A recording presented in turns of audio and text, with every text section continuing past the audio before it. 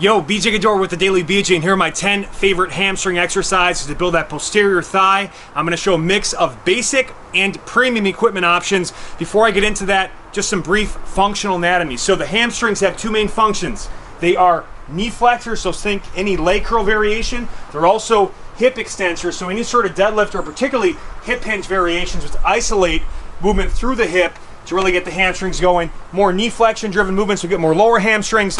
More hinging movements will get more high hamstring and glutes. You can also play around with your toe and foot positioning to target certain aspects of the hamstring. So a closer stance on hinges will get more outer hamstrings. A wider stance on hinges will get more inner hamstrings, and then foot position on leg curls.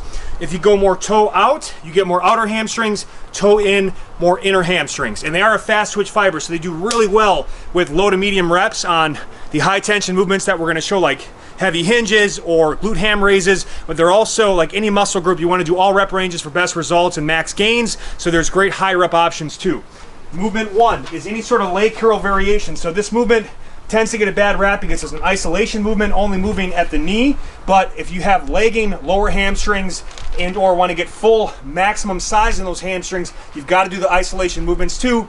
That's what bodybuilders do. They know what they're doing when it comes to building muscle. So I'm going to show two options here. One is the seated leg curl option. If you have a leg curl machine, that's great. I do not, so I just have a band at home or anywhere option. Just hook into a power rack, tree, pole, any stable support structure, and I can hammer these out for high reps. One of my favorite protocols is 100 reps in as few sets as possible. Or what I like to do sometimes too is I'll pair this up in squats. So I'll do 20 to 30 reps in between sets of squats, which actually helps flood blood to the hamstrings and give the knees more stability at the bottom of the squat. So that's one option. It's a great one. You could also go in terms of the lying leg curl.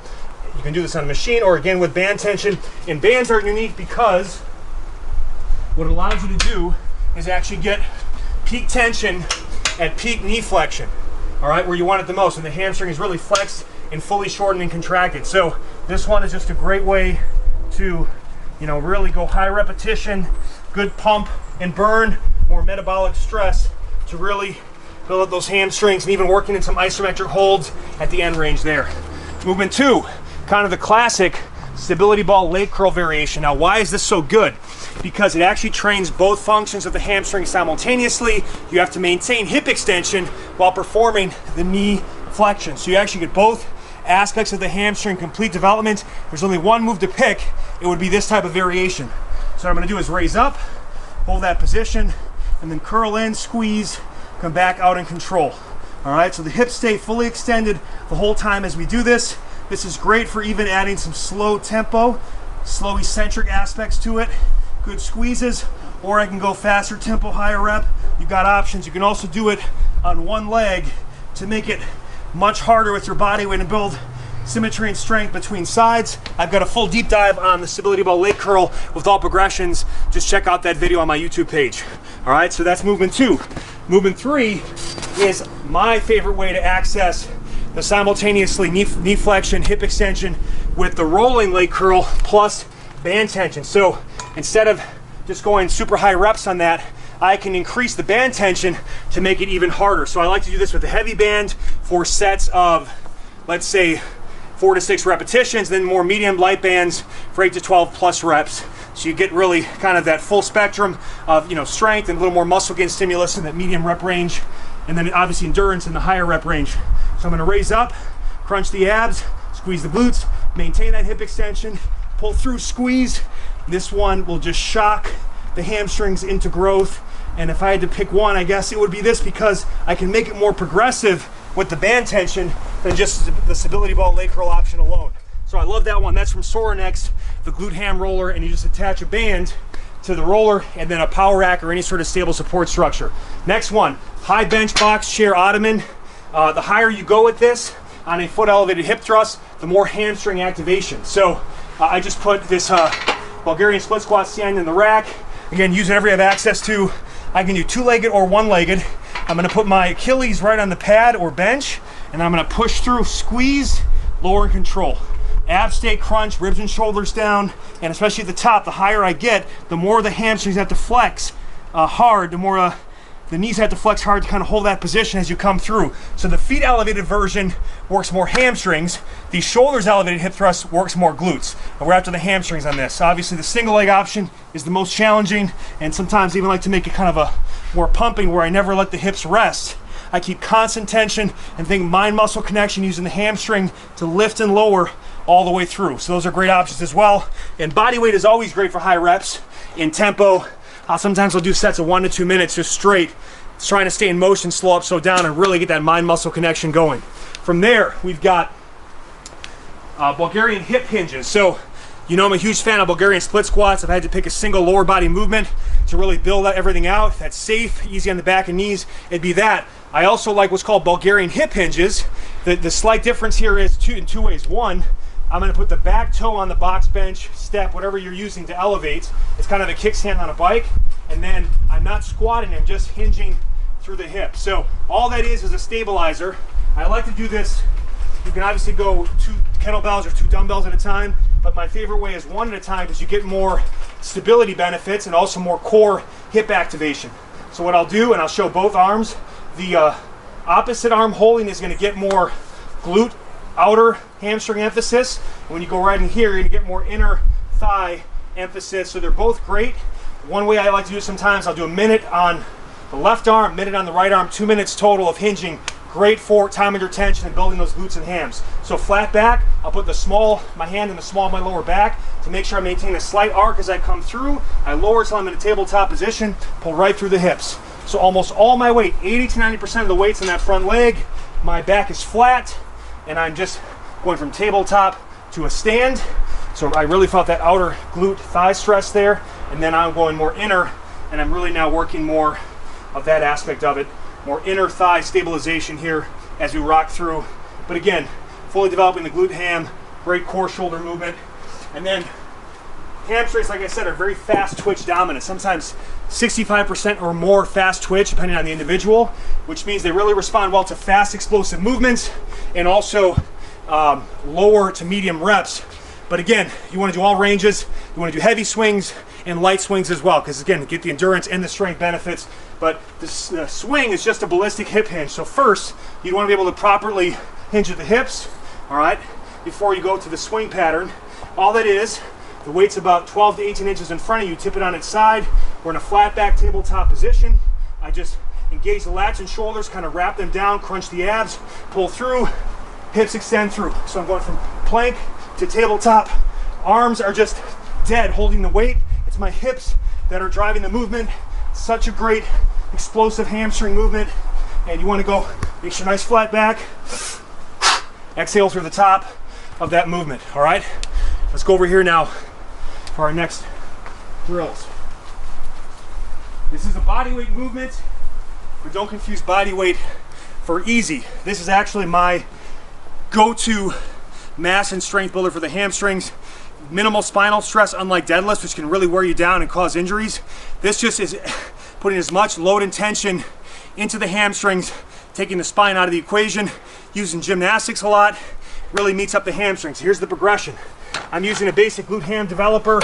You could also hook your feet into a lat pull down machine or even a seated calf where there's pads that kind of anchor you down and you do it off the edge.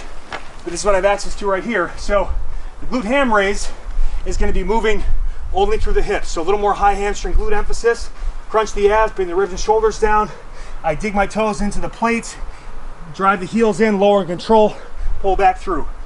You want to be able to do about 15 to 20 reps here before you progress to the more advanced Russian leg curl or Nordic leg curl. You can see how hard the hamstrings are working to complete the movement. Now, what I'm going to do this way, a couple ways you can access the next one, the Russian leg curl, Nordic leg curl. King of hamstring movement. So I personally like to do this with a slight hip hinge. Some people say, oh no, you're cheating because you're hinging at the hips. But I actually, and there's other strength coaches that I know like Brett Contreras, Jay Ferrugia, who've mentioned this as well, where they actually feel more hamstring activation by doing this from a slight hip hinge. It also allows you to maintain better spinal mechanics.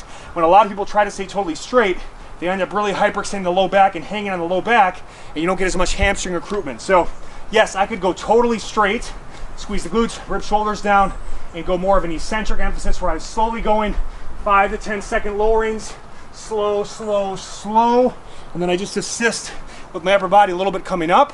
Great for sets of 5 reps with that slow 5 to 10 second lowering, or slight hinge at the hip, and now I can do more controlled repetition. And this way I really feel the hamstrings, but now I'm moving at both the knee and the hip, so I'm getting both high and low hamstrings working super hard in this movement. And I'll often do that for sets of 8 to 12 reps or max reps. You can, over time, gradually lengthen your body position. Next one. Here's a great wide stance option. Like I said, a wider stance on hinges tends to get more inner hamstring. Also good stretch of the adductors. But my favorite way to set up is with a landmine setup. What I'm going to do is hinge at the hips, go as wide as you can, flat back tabletop, hold it like this, and then you know what's up at the top of that movement. All right? I'm not well endowed until I do this exercise. Hinge at the hips, flat back, head in line with the spine, get a good stretch. We get a great vertical stretch with the landmine load. But again, I just like this as a really kind of autocorrects or hinging form, less stress on the back, and just hinge through. If you need a slight toe flare, you can, but if you can try to keep the toes straight ahead and go out as wide as you can, you'll really feel the stretch. And this one's great for sets of 10 to 20 repetitions. If you really have the ability to load it up, you can. And I just added what's called the Warhammer from Pure Motion. Go to gardenofgains.com to know where to get this and access discounts on all my equipment, by the way, with the coupon code DDailyBJ. But I just pop it on, and especially because sometimes it's hard to grip, or it's too thick for your hands, or you run out of space with the plates, adding this on just allows me to get a better gripping option, to get more separation from the bar and plates. The next movement, still using the hinge setup, is the single leg hip hinge, but using, again, that landmine option. So what I'm going to do is I'm going to get parallel to the landmine unit, hold it like this, left hand loaded, right arm holding, and I'm just going to hinge at the hip, flat back. You can reach that back leg or keep the knee bent and just kind of scoop through. Try to keep your hips and shoulders as square to the ground as you can, and just drive through the hip. It's my favorite landmine single leg hip hinge option. So good for balance and stability, bulletproofing the back and the knees, core engagement, but really develops the whole glute ham, and particularly the glute ham tie-in. All right, so the 10th and final movement uses a dual landmine setup, or the Renegade bars from Pure Motion. Again, you can use a barbell if you want. You can use hammer strength equipment, but I really like this option. I find it to be very small learning curve, very easy on the back, great for the shoulder positioning in terms of the neutral grip options like a trap bar, but we also access unique angles we can't access in just pure dead weight vertical based movements. So I can face away, I can face forward, I can do it from a parallel stance, I can do it from a staggered stance, but I can also really load these up, hammer the glutes and hamstrings, the entire posterior chain, backside of the body, and these can be some great heavy loaded movements. So I'm going to get my feet closer together. Compared to the wide stance option, the closed foot position means arms outside, and you notice how these handles are nice and neutral grip, which means I put my shoulder and spine in a safer position, and I'm going to get more outer hamstring in this because of the closer stance. So I just hip hinge, come right through. So I'm actually, you can see I'm pulling backwards to that top position, a nice good backward traction movement. So good to kind of change up the stimulus. I can do that also. I can switch positions and face the unit. And this actually will feel more challenging than at the bottom of the movement. It's more of a vertical base exercise, super big stretch in the glutes and hams coming through. And I can also do it from a stagger to shift about 80% of the weight now through that lead leg, a little more of a unilateral base movement while still maintaining to handle really heavy loads because I have a good stability and base of support about me. So my 10 favorite hamstring exercise, use any combination of them that you want to turn those hamstrings into man strings. Bye-bye.